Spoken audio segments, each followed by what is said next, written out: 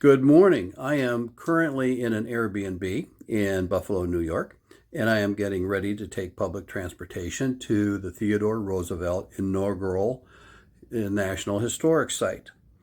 What happened was back in 1901, on September 14th, the then Vice President Theodore Roosevelt was sworn in as president after the assassination of William McKinley. So, without further ado, let's get started and explore this great museum.